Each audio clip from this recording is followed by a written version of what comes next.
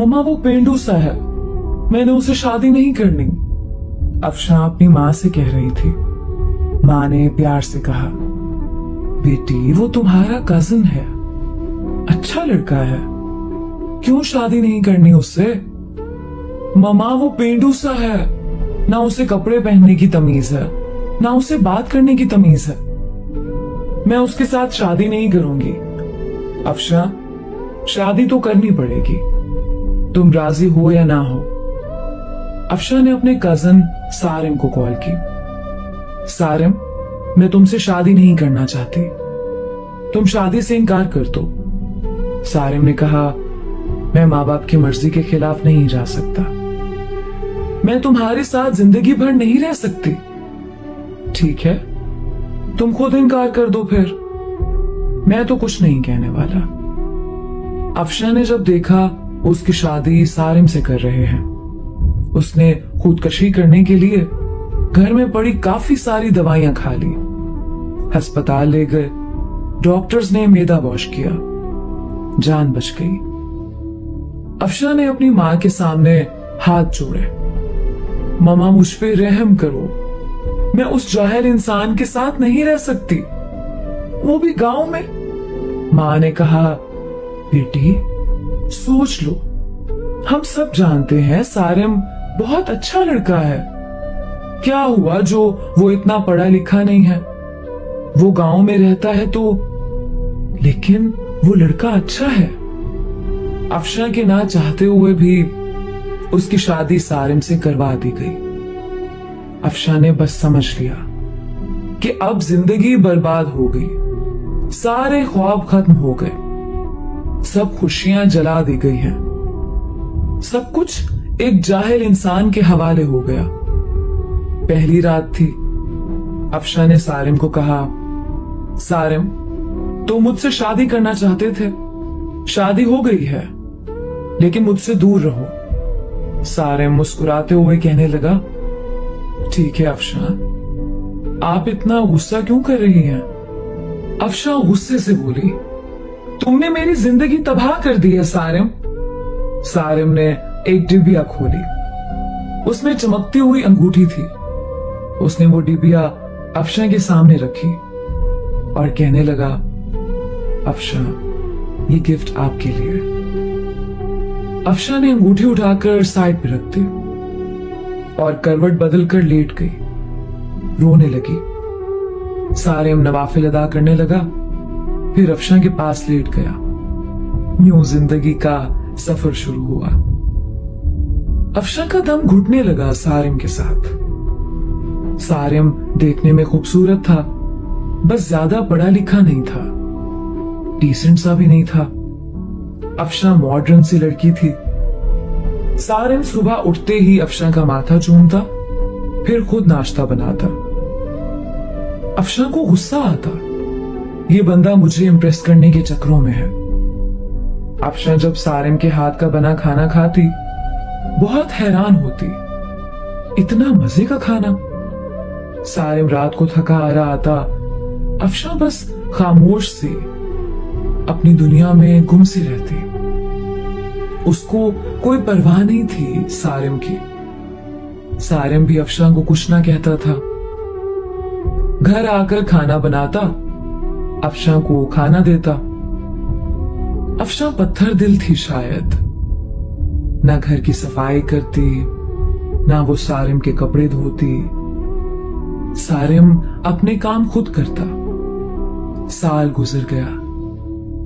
सारिम अफशा की हर बेरुखी चूम कर बर्दाश्त करता। अफशा को यूं लगता था एक बदूसा इंसान पल्ले पड़ गया है। सारिम चूंकि एक मर्द था, वो औरत पे हाथ उठाना मर्द की शान के खिलाफ समझता था, फिर उस पे हाथ उठाना जो हमसफर हो। सारिम ने एक दिन कहा, अफशा तुम अपना ख्याल क्यों नहीं रखती पागल? देखो रंग कितना धीमा पड़ गया है तुम्हारा, तुम्हारे बाल देखो कितने रूखे से हो गए। सारिम अफशा के पास बैठ गया। 1 साल के बाद सारिम ने यूं अफशा को छुआ था। अफशा के बालों में ऑयल लगाने लगा। वो बोली, छोड़ दो मुझे सारिम। नहीं छोड़ूंगा। अफशा ने धक्का दिया। ऑयल सारिम के ऊपर गिर गया। अफशा जाने लगी उठकर। सारिम ने बाजू पकड़ा, पास बिठा लिया। मुस्कुराते हुए कहने लगा, अफशा, मैं यूं ऐसे आपको नहीं देख सकता। मेरा बाजू छोड़ो सारिम, मुझे दर्द हो रहा है। सारिम ने पास बिठाया। अफशा के सर में ऑयल लगाना शुरू किया। सर में ऑयल लगाया, फिर चेहरे पे स्क्रब करने लगा। अफशा खामोश बैठी। सारिम ने मुस्कुराते हुए कहा, चुड़ैल जाओ, अब शावर लेकर आओ और पिंक ड्रेस पहनो। मैं तुम्हारी फेवरेट बिरयानी तैयार करता हूं। अफशा हैरान थी, इतनी बेरुखी पे भी इतना प्यार करता है सारिम। अफशा शावर लेकर आई। आज चेहरे पे अजीब सी चमक थी। अफशा ने अपनी दोस्त को कॉल की, यार सारिम ने ऐसे किया मेरे साथ। उसकी दोस्त ने कहा, सारिम अच्छा इंसान है, उसकी कदर करो। अफशा बोली, वो मुझे इंप्रेस कर रहा है। उसकी दोस्त ने कहा, अफशा, किस्मत वालों को ऐसे मर्द, ऐसे हमसफर मिलते हैं। इतने में सारिम ने आवाज लगाई, जहां पनाह, खाना तैयार है, आ जाओ। अफशा मुस्कुराने लगी। आज बिरयानी से मजे की खुशबू आ रही थी। अफशा ने खाना शुरू किया। इतने मजे की बिरयानी थी, उसका दिल चाहा तारीफ करे सारिम की, लेकिन खामोश रही। खाना खाया, कमरे में सोने चली गई। सारिम ने बर्तन उठाए, वॉश करने लगा। बर्तन वॉश करके सारा दिन का थका हारा बेड पे पड़ा सो गया। सुबह उठा, अफशा को उठाया और बोला, अफशा मेरी जान, नाश्ता तैयार कर दिया है, कर लेना, मैं जा रहा हूं। और हां, आज तुम्हारे लिए गिफ्ट लेकर आऊंगा। रात को सारिम घर आया। हाथ में एक गुलाब का फूल था। अफशा गार्डन में कुर्सी पे बैठी थी। हल्की सी हवा चल रही थी।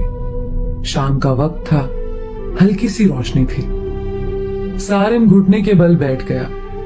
गुलाब का फूल अफशा को दिया। मुस्कुराते हुए कहने लगा, हैप्पी बर्थडे अफशा।